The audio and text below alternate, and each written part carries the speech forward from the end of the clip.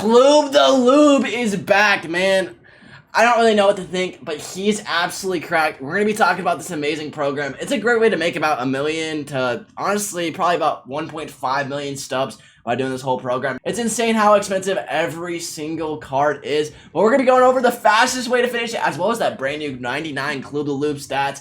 He's absolutely cracked, like disgusting. So we're going to be going over that in today's video. Now, boys, if you enjoy this video, drop a like and drop a sub, and let's get right into it. So the brand new 99 overall Corey Kluber is here, and he honestly is going to be insane. Everybody knows every year how good the guy is, but we're going to end up looking at him today, and obviously we're going to see all the new stuff as far as these cards go. Nobody really cares about this, but we get Clint Frazier and Jed Lowry, which I think is kind of cool. The silver cards are going to be really good for collections. At the 90 overall one, at the 90 points through the program, we're getting 99 overall George Foster. George Foster looks okay. Honestly, I think that he's a little bit better than I thought he was going to be. 120, 124 power. That's some juice. That's some juice. If he has a good swing, he might be really good because he can be 115, 115 pretty much. And so he'll be a really good offensive card. Plus, he'll be able to get up to 90 fielding. Pretty good four-tool player. And now we get into the money. 99 Corey Kluber. Please have over 110 hits per 9. And he has one. He's going to be in. Oh my gosh, boys. We gotta switch the camera angle so we can see his stuff. He has 90 control of his sinker and 99 control of his slurve. Oh my gosh, dude. 114 hits per 9 is insane. Insane. He's going to have max stamina, max Ks per 9. And he's going to have 95 home runs per 9, which doesn't matter in ranked. 114 hits per 9 up to 119. Pretty much a 120 hits per 9. Kluber with the best pitch mix in the game. He is the best pitcher in the game, hands down. Best pitcher in the game, hands down. I don't even think this is a hot take. You guys know how Kluber plays every single year. With pinpoints especially, this card is going to be gross. Backdoor cutters. Sinker's going to move an absolute ton. As far as the quirks go, untouchable. He's got stingy, which is what I thought it was, which is a hits per 9 quirk. And he's got all the good quirks that you would want. Sinker, baller, stuff like that. Obviously, he doesn't have outlier, but he's not that type of pitcher. 99 overall Corey Kluber is absolutely insane. Now, I've finished the program literally every time. I've gone flawless multiple times. I'm going to be telling you guys how the fastest way to finish the Season 9 program. So the best way to finish the Season 9 program, we're going to be going through a draft. I'm going to be talking about some of the missions. Is obviously winning games. You got to win games, obviously. But the big thing is whenever you are drafting, try to actually end up drafting a lot of these players. So you can see that it's got Ghost, which is a Tops Now card, Devers, Banks, Murray, Tanana, Encarnacion, Lowry, Frazier. All of these guys are going to be guys whenever you're drafting that you are going to want to pick up because it's 7 here, and for all of them it's 7. So 7, how many are there? 1, 2, 3, 4, 5, 6, 7, 8. 7 times 8 is 56, and so 56 is more than halfway through the Battle Royale program, meaning you have to win about 40 packs. Now, on top of this, not only is there the BR program and the George Foster, but there is the Rewind Choice Pack, which you can actually get Aroldis, Chapman, Harper, all of these guys. If you don't have a good bullpen, I would take Aroldis or Kenley for sure out of these.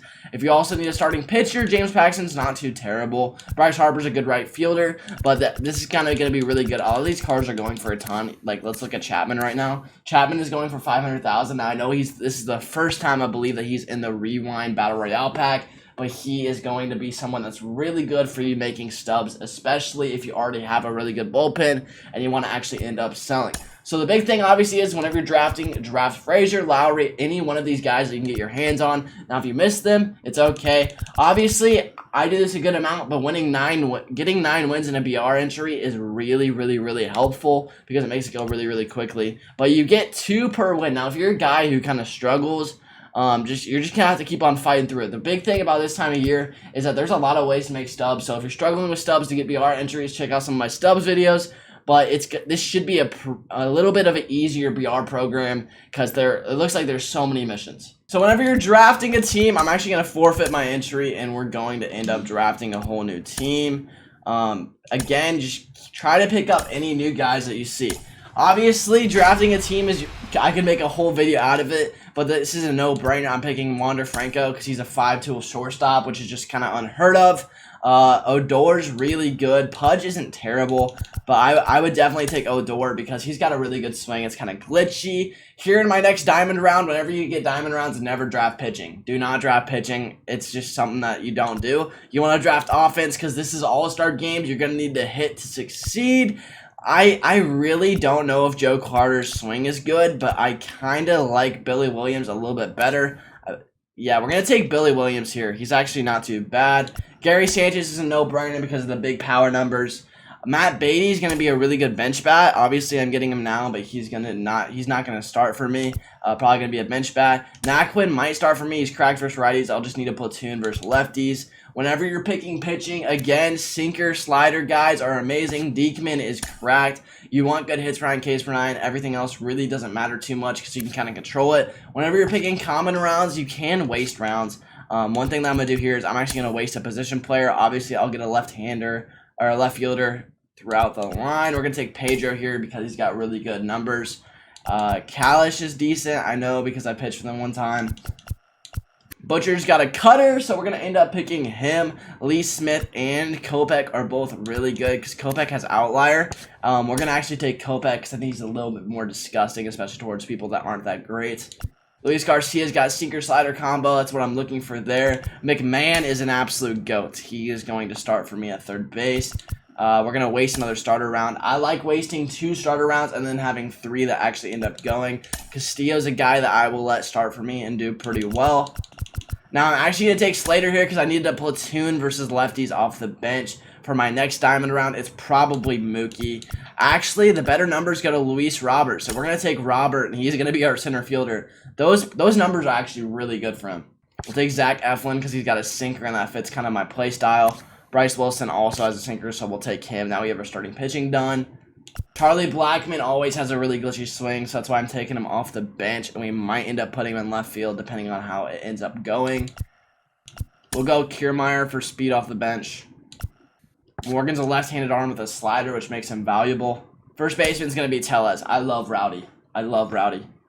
We're getting a gold closer round, and that's going to be Trinan. Pretty easy. Trinan's absolutely gross. And then Betances, which is a really good bronze to finish it out. So the big thing whenever I'm drafting is what I want to end up assembling is a really, really good bullpen. Now we have a lot of sleepers. We got Diekman and Adam Morgan. Those I always like to have at least 2 lefties out of the pen, so make sure you have 2 lefties. Trinan's gross, and so I have him. He's sinker cutter guy. And Betances, there are a lot of really good kind of bronze cards or silver cards such as Betances and Ottavino. If you can get one of those, it's an absolute plus. Martinez is a guy that's really good just because he has good hits per 9 and Ks per 9.